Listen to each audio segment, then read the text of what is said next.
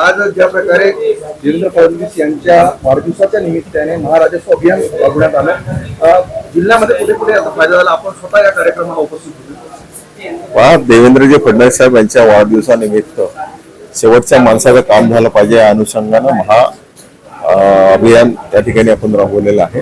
त्या ठिकाणी महाराष्ट्राचे लाडके महसूल मंत्री बावनकुळे साहेब यांनी आज 3 ठिकाणी महाराजस्व अभियान केलं. दिवसामध्ये झालं, इंदिरा मतदारसंघामध्ये झालं आणि मेळघाट मध्ये झालं. याच्यामध्ये लहानातले लहान प्रश्न सोडवण्याचं काम आज बावनकुळे साहेबांनी केलं. त्यांचं मी मनापासून अभिनंदन करतो. किती लोकांना याचा लाभ होतो? आज जवळपास मेळघाटामध्ये जर पाहिलं तर मला असं वाटतं की जवळपास 2,500 लोकांचा फायदा झालेला आहे.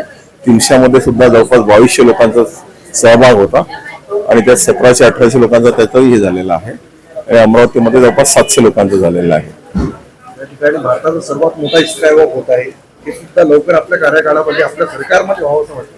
हा स्कायवॉक बरेच दिवसापासून थोडा पेंडिंग आहे. आता तो 90% त्याचं काम झालं, 10% काम राहिलेलं आहे. फॉरेस्टच्या मुळे तो थोडा पेंडिंग पडलेला. माननीय बावनकुळे साहेबांनी त्याचा एक इनिशिएटिव्ह घेतलेला, तो लगेच सुरू होईल.